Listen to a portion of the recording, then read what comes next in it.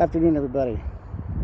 Today we're going to be covering another, how should we say, dark chapter in history, where after the abdication of Tsar Nicholas in March of 1917, they initially were kept under house arrest by the Russian Provisional Government in the palace just south of Petrograd, St. Petersburg, however you want to look at it.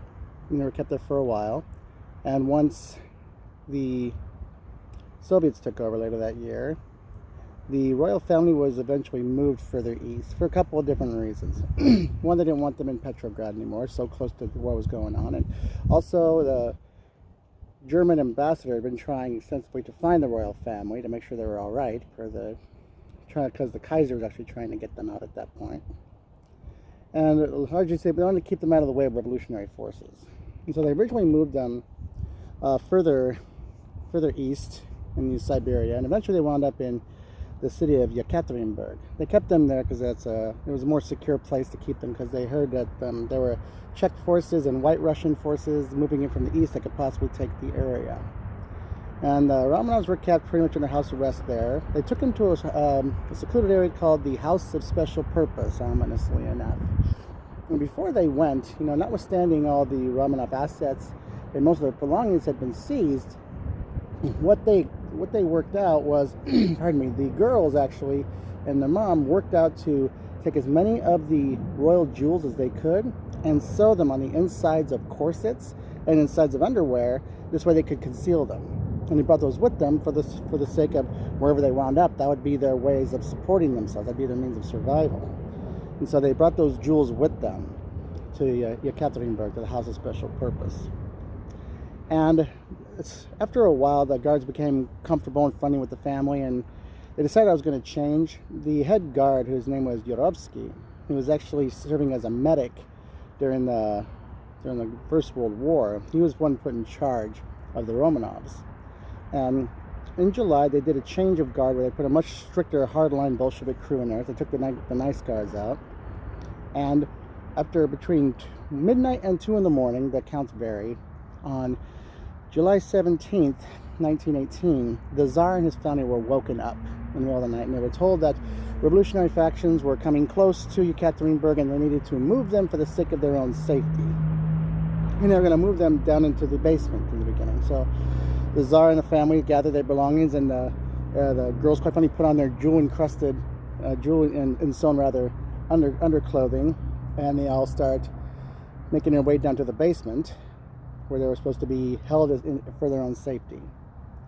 And so they go into this one room of the cellar that's closed off, and there's nothing in the room, and the Tsar asks for a chair for both his wife and his son, because his son Alexei, he couldn't even walk. The Tsar had to carry him down. And so they would get 2 chairs for the mom and the son. And a few months later, Yurovsky comes in and says, the Ural Soviet has sentenced you to death. And the Tsar's I've heard different versions of this, but the only thing that comes more consistently is said the Tsar was so flabbergasted, of course. He just goes, What? Those were his last 2 words, and Yurovsky pulled out his revolver and shot the Tsar twice in the chest. And the other guards, they had frozen. Most of them didn't even want to do this. The idea of killing a family, and women and kids, was over the top as it was. He had to actually prompt them and yell at them to start shooting. So they began to shot the Tsar, then they shot the Tsaritsa, the queen rather, and then they worked their way down the line. But interestingly enough, the girls weren't dying. They were shooting them like crazy. Because what they had decided to do was, Yurovsky, knowing his background in medicine, he decided that the quickest way and the cleanest way to execute the family would be to shoot them straight in the heart, straight in the chest, so there'd be less blood, less of a mess to clean up, and it'd be quicker, over faster. And the guards were shooting the girls in the chest. The thing is, what happened is the jewel-encrusted corsets they were wearing effectively acted as a bulletproof vest. Most of the bullets were not penetrating, whereas, and so they couldn't figure out what was going on, so finally they had to step up and actually execute them in the head. That was the way they wound up having to kill the girls. And they say some reasons why. There's a couple different ideas of why Yurovsky chose to do this in the basement. Some people think he might have been actually trying to be a bit of a humanitarian in one regard, with the fact that there were several Bolshevik guards who knew the execution of the Romanovs was coming. And there were some guards who were quite excited to, shall we say, have their way with the girls. He wasn't going to have any of that. He said, we're here to execute. We are not going to do anything with this. That's the reason why he did it secluded in the basement, so some of the, how shall we say, more aggressive types in the group wouldn't be able to act out what they wanted to do. And so they grabbed the families, the bodies, they put them in the back of a truck, and then they tried to first burn the bodies, which doesn't work, because in order to cremate a body, it has to be a certain temperature, and it just takes a long time to burn a body that way. So they tried that, it didn't work.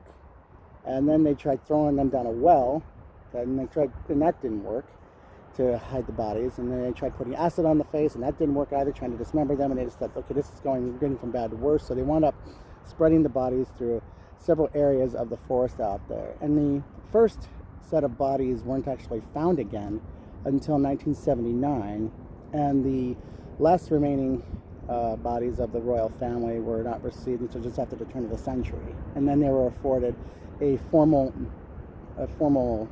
ceremony in terms of their burial and their funeral and things like that. And Boris Yeltsin said, this is a stain that's on all of us.